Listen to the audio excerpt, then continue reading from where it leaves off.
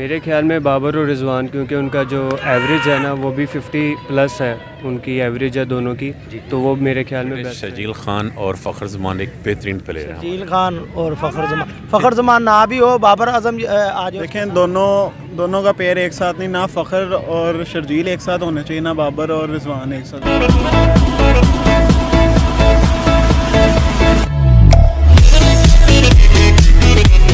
बिस्मिल्लाहिर्रहमानिर्रहीम, अस्सलाम वालेकुम। मैं हूं मोहम्मद यासिर अली और आप देख रहे हैं हमारा YouTube channel cricket with me. दोस्तों, आज की इस वीडियो में हम लोग करेंगे पब्लिक रिएक्शन के पाकिस्तानी टीम के लिए वर्ल्ड T20 में कौन से दो ओपनर्स ज़्यादा सूटेबल हो सकते हैं, फ़खर ज़मान और उसके साथ साथ अगर बात करें शजील खान या फिर बाबर आजम और मोहम्मद रिजवान। क्योंकि इस वक्त जो पाकिस्तानी टीम के जो दो ओपनर्स हैं वो हैं बाबर आजम और मोहम्मद रिजवान, और काफ़ी शानदार बल्लेबाजी कर रहे हैं। लेकिन बहुत से पाकिस्तानियों का मानना यह है कि हमें एग्रेसिव नेचर ऑफ क्रिकेट खेलनी चाहिए, जैसा कि सारी दुनिया खेल रही है। अगर हम ऑस्ट्रेलिया की बात करें तो डेविड वार्नर और एरन फिंच उनके पास मौजूद है eight the top of the order. England की बात करें तो जेसन रॉय और जॉनी बेयरस्टो मौजूद हैं।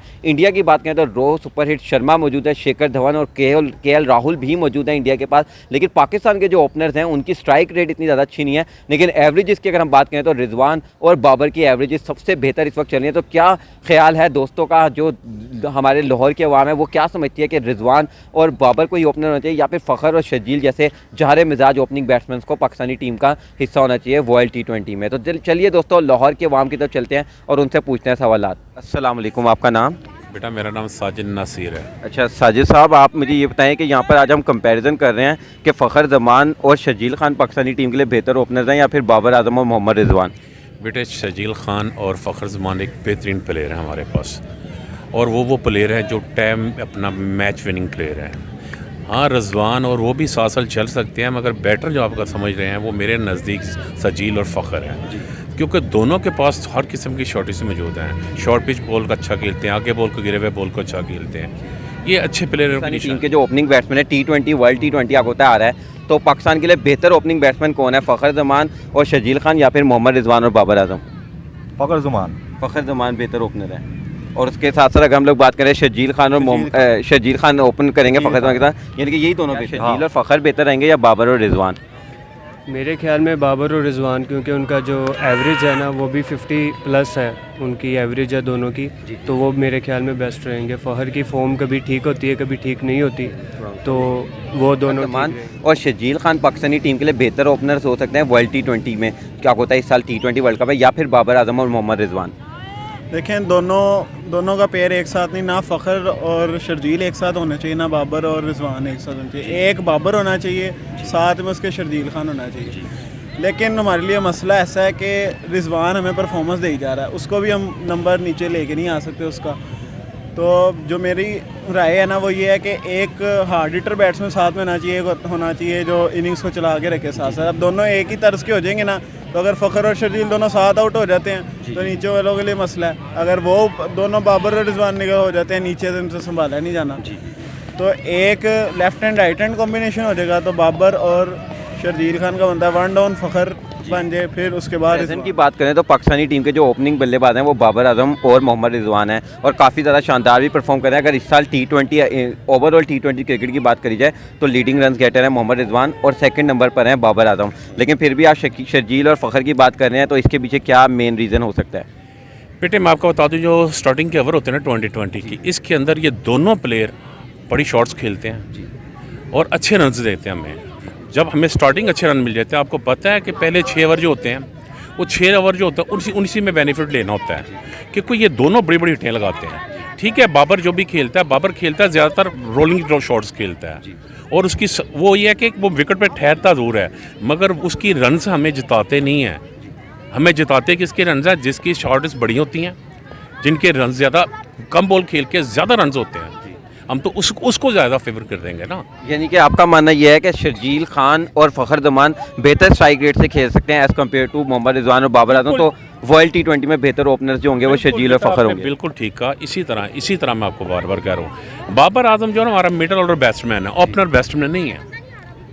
और आप रिजवान को भी आप जो ओपनिंग करवा रहे हैं वो ओपनर नहीं है, वो मिडल ऑर्डर ख्याल है बैट्समैन कि अगर बाबर और शर्जी फ़खर बाबर और रिजवान इस वक्त ओपन कर रहे हैं और दोनों ही शानदार परफॉर्म कर रहे हैं इस साल, अगर हम T20 क्रिकेट को ओवरऑल उठा के देखें डोमेस्टिक मिलाकर इंटरनेशनल मिलाकर, तो बाबर और रिजवान दोनों की एवरेजेस जो है वो अबव 50 चल रही है। तो क्या ज्यादती नहीं होगी इनमें से किसी एक को भी नीचे भेजना जहाँ पर ये परफॉर्म कर रहे हैं, फिर कल को इनसे नहीं परफॉर्म होता तो फिर हमारा मीडिया ही सवाल उठाएगा कि जब ये ओपन पे इतना अच्छा परफॉर्म कर रहे थे तो इनको नीचे नहीं भेजना मसला चाहिए पता क्या है कि हमें कंडीशंस को भी देखना पड़ता है। अभी जैसे बाबर और रिजवान ने साउथ अफ्रीका में ओपन किए हैं, वो 23 पिचे थी, इन्होंने 200 भी चेस कर दिया, दोनों ने कल 200 भी चेस कर दिया।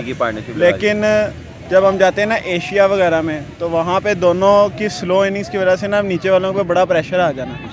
तो मैं अभी भी यही मानूंगा कि बाबर और शर्जील साथ होना चाहिए। बेशक परफॉर्मेंस आती है, लेकिन हमें तो देखना चाहिए कि टीम के लिए कौन ज़्यादा बेहतर रह रहा है। या तो बाबर को कॉम्प्रोमाइज़ करना पड़े नीचे आने के लिए, या रिजवान को कॉम्प्रोमाइज़ मैंने करना। जितने भी अभी तक लोगों से रिएक्शन किया हूँ वो कह रहे हैं कि शर्जील और फ़खर जो है वो एग्रेसिव खेलते हैं। तो आप कह रहे हो कि एग्रेसिव बेशक से वो खेलते हैं, लेकिन एवरेज जो है वो बाबर और रिजवान की बेहतर है। तो बाबर और रिजवान को पाकिस्तानी टीम का ओपनर रहना चाहिए, जो अभी हैं इन्हीं को कंटिन्यू करना चाहिए। जी बेशक इन्हीं दोनों को रहना चाहिए, क्योंकि रिजवान की फॉर्म बहुत अच्छी है, ऊपर से मुल्तान सुल्तान ने फाइनल विन की है, तो उनका कॉन्फिडेंस लेवल जो है वो वैसे ही अप है। तो बाबर को तो हटाना अच्छा नहीं है कि उसको ओपनिंग से हटाया जाए, तो इसलिए ये दोनों बहुत पाकिस्तानी बेहतरीन। टीम होने की वजह से मेरी ये ख्वाहिश है, यानी कि जो ये पहले नंबर पे यानी कि ओपन करे शर्जील और साथ उसके या बाबर आजम हो या मोहम्मद रिजवान हो, इन दोनों में से हो। लेकिन क्योंकि फ़खर को इसीलिए नहीं कर रहे क्योंकि फ़खर मान भी वो छाटे मारने पे है तो वो दड़े ही है, लेकिन इसलिए दोनों दड़े नहीं हमें चाहिए।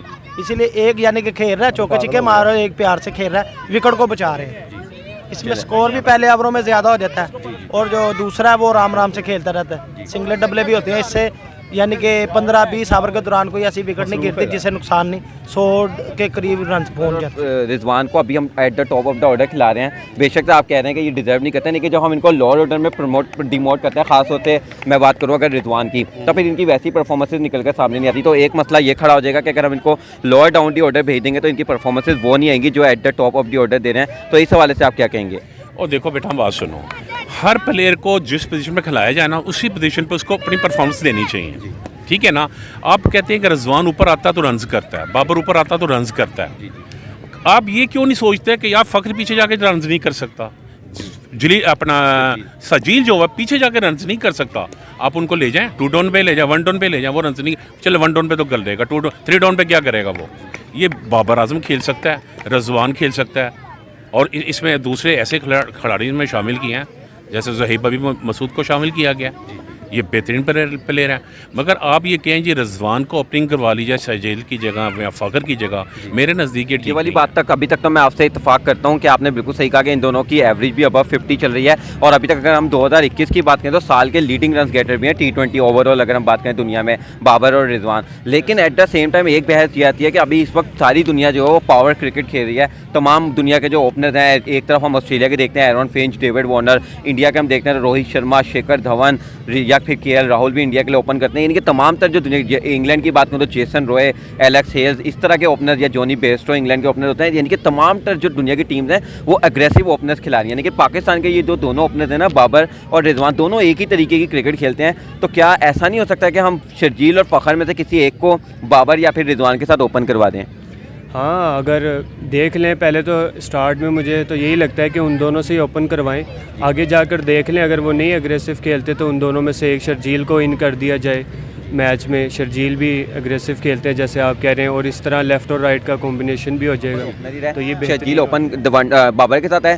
1 डाउन पे किसको खिलाओगे? 1 डाउन को मैं फ़खर को ही खिलाऊंगा भाई। 2 डाउन अगर कोई इन दोनों में से तेज़ खेलने वाले भी आउट रहता है तो नीचे तो कोई संभालने वाला भी तो होगा ना, वो रिजवान की सूरत में होगा। यानी कि 2 डाउन पे आप रिजवान को, चौथे नंबर पे मोहम्मद रिजवान को खिला रहे हो। तो मोहम्मद रिजवान आपको पता है जब बैटिंग ऑर्डर में नीचे चले जाते हैं तो उनसे परफॉर्म नहीं होता, तो फिर उसका क्या होगा? उन्होंने गेम बड़ी अपनी इंप्रूव किया। पहले वो नीचे आके उनसे वो मसला उनका यही था कि उनसे हिटिंग इतनी ज़्यादा नहीं होती, लेकिन अब उन्होंने अपने छक्के मारने की सलाहियत भी बड़ी ज़्यादा बढ़ाई है। तो वो अब मेरे अंदाज में उनका मेरे तो एक मज़े का सवाल अब आया ये कि अगर आप कहते हो किसी एक को कर देना चाहिए तो फिर आप बाबर और रिजवान में से किसको नीचे भेजोगे? मैं बाबर को 1 डाउन भेजूंगा, क्योंकि रिजवान से मेरे ख्याल में नहीं खेला जाता 1 डाउन, वो ओपनर ही ठीक है। 1 डाउन बाबर आजम पहले भी खेलते रहे हैं और वो 1 डाउन अच्छा खेल लेंगे मिडल ऑर्डर में। यानी कि वैसे भी ओडीआई क्रिकेट में बाबर आजम वन डाउन पर ही खेलते हैं, तो वो वाइट बॉल क्रिकेट में ऑलरेडी वन डाउन पे खेले हैं, इवन टेस्ट क्रिकेट में भी वन डाउन या टू डाउन पे खेलते हैं। तो चलें ठीक है, बहुत ज़बरदस्त हो गया आपका, थैंक यू सो मच। देखिए सर, आखिर में बस सिर्फ और सिर्फ एक काउंटर आर्ग्यूमेंट एक करूँगा, क्योंकि हमारा काम है काउंटर आर्ग्यूमेंट करना, कि बाबर आजम ने अभी रिसेंटली ओपनिंग करते हुए सेंचुरी बनाई थी अगेंस्ट साउथ अफ्रीका, तो क्या ये उनके साथ इंसाफ होगा कि जब वो ओपन पे इतना अच्छा परफॉर्म करें फिर भी हम उनको नीचे भेज दें, और नीचे आकर अगर उनसे परफॉर्म ना हो तो फिर सवाल ये उठेंगे कि जब बाबर टॉप पर अच्छा परफॉर्म कर रहे थे, रिजवान टॉप पर अच्छा परफॉर्म कर रहे थे, तो मीडिया हमारा ये सवाल उठाएगा कि उनको नीचे भेजने की ज़रूरत ही क्या थी। मैं आपको फिर वही बात करूँगा कि आप इन्हें बार बार ट्राई करें, कम से कम 1 साल इनको दें। आप कहते हैं जी, दूसरी बात आपने की जी, बाबर अगर ऊपर आता पीछे आता वहाँ पे आकर रन्स नहीं करता, उस ओपनिंग ही रन्स कर सकता है। बाबर आजम ये समझ लो, बाबर आजम ये सलो अपना विनिंग प्लेयर नहीं है, वो खेलता है अपनी गेम। उसने अपनी नेचुरल एक गेम बना रखी है, उसी नेचुरल गेम के अंदर वो जीते या हारे। आप मुझे बता दें कितने मैच हैं जो मिडल ऑर्डर आके या ओपनिंग आके से मैच विन करवा के बाहर नेट उठ गया हो। आपको बता दूं, फ़ख्र के अंदर ये खूबी है, आप फ़ख्र को खेल नहीं पाओ, वो सब्र बेसब्रा सा प्लेयर है। जिस दिन आप उसको ओपनिंग कंटिन्यू करने देंगे, उसे कहेंगे अपनी गेम खेल और आपने मैच जिता के वापस आना है, वो बाहर आएगा। उसको कहते हैं, आप कहते हैं क्या भी आपने मुझे 6 ओवरों के अंदर आपसे 80 रन चाहिए, तो जाहिर है वो 80 रन नहीं देगा ना आपको। आप बाबर की बात रही, बाबर हाँ ओपनिंग आए, ओपनिंग करा, विन करवा के बाहर जाए, हमें उसका 100 रन नहीं चाहिए, हमें टीम की विनिंग चाहिए उनसे, और विनिंग की वजह से मैं इसलिए आपको कह रहा हूँ वो ज़्यादा बेटर है। चलिए, थैंक यू सो मच, आपका बहुत बहुत शुक्रिया।